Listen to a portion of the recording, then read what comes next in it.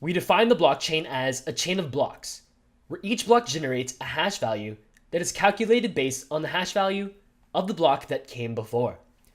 So this begs the question, well, what about the first block in the chain? Where does its data come from if there's no block to precede it? To solve this, blockchains have the concept of the genesis block. The genesis block serves the purpose of being the origin of the blockchain. It's a hard-coded block with dummy values for the timestamp, last hash, hash, and data values. It's a way for the blockchain to get itself started. That way, when somebody actually adds the first new block to the chain, that first block can set its last hash to the hash of the genesis block. So let's create the genesis block in our project. So here we are in the code editor. In the block.js file, we'll add a new function called genesis after the toString function in the block class. Now, we'll also give this function an identifier called static. By marking the function with the static identifier, we enable ourselves to call this genesis function without having to make a new instance of the block class. Meaning, as long as we have the block module imported within a file, we'll be able to use this function directly without having to make a new block instance. So we'll be able to do something like block.genesis in other files in order to use this function over here.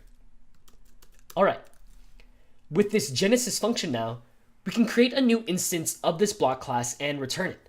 So what we're going to do is return a new instance of this block class. So that's return new this. And then this is a keyword, which will be a representation of the class itself.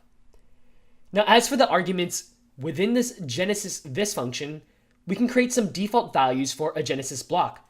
So the first argument for the constructor is the timestamp, and we don't need to do a real timestamp. We can have a dummy value like genesis time. And then the second argument is a last hash. And again, we're going to have a dummy value since the genesis block doesn't have anything that came before it. And then for the actual hash of it, how about some leet speak data? This means first hash, so F1R57 is leet speak for first, and then dash H45H. So that kind of looks like first hash with just some numbers substituted for characters. And then for the data, we're going to want an empty array as the first data for the genesis block. All right, great. So we've created this static genesis function. Now let's check it out with our dev test file. So go to devtest.js, and then let's add a console.log that directly calls this block.genesis function. So we're going to console.log, and then directly we're going to use block.genesis. And then if we want the string representation of this block, we're going to convert that with the toString function to its string representation. All right, so save that, and you should have that console.log block.genesis toString line. And then we're ready to check it out. So go ahead and go to your command line now.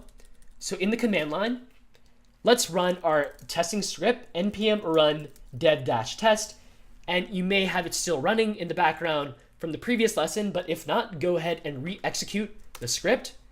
And as we do so, we find our first block that we created manually, and then indeed we see our genesis block over here. And you'll notice that the data is empty since it's an empty array, and Node knows not to print anything for empty data. But indeed, we see that we have our timestamp, our last hash, and our hash. Sweet. So that completes creating the genesis block. With this genesis block, we have a way to start the blockchain now, with the first default block in the chain. Let's move on to creating new custom blocks with a new mindBlock function that will generate a new block based on the data that we provide for it, as well as another piece of data which will represent the last block.